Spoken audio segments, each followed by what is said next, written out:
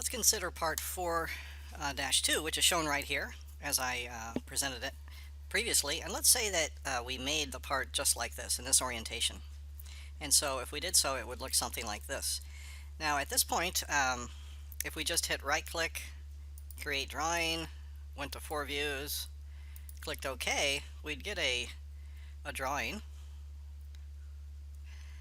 However, it wouldn't be the best drawing because the front view, which is down here in the lower left, it would not be the most representative view. For example, this is sort of like an L on its side, so really from the point of view of representing what the overall piece is most like, the top view here would probably be the best view to do that, and therefore we want that to be the front view. And also the front view here has a hidden line.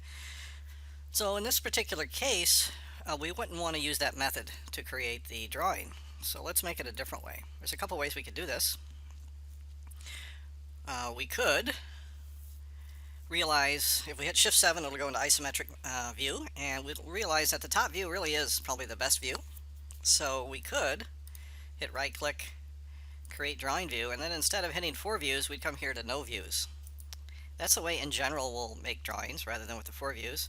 So if I click OK, it'll prompt me to place the front view, or the view that I want to represent the front in the drawing.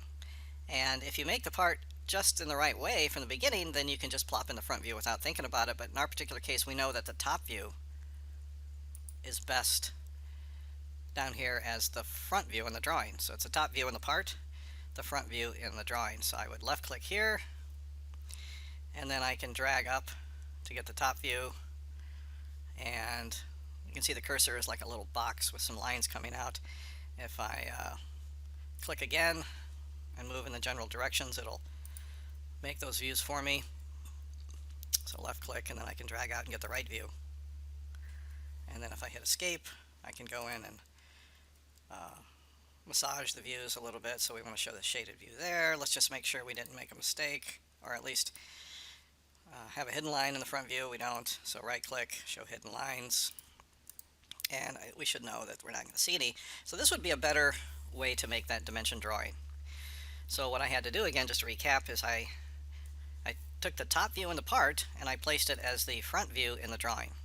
There's also another way we can do this, which is a little more general, and that is I can look at this and say, well, I know that my front view here is not going to be a good front view for the drawing, so I can manipulate this around in such a way that, let's see, I want to manipulate it around so that I find the best, whoops, let's see, right click, isometric, and I hit the top. Okay, I found it. So in a more complicated part, there might be the sort of stuff that I just showed where you're kind of moving it around to find the orientation you want. For these simple parts, it's one of the 6 views that was the top. But let's imagine that it was harder to find, so I finally found the view that I want to have in the drawing. What I can do is come to the little drop down here and go to named views, and here I can type in something like drawing front. So that's the front view in the drawing. So I hit enter, and now I've got a named view. So when I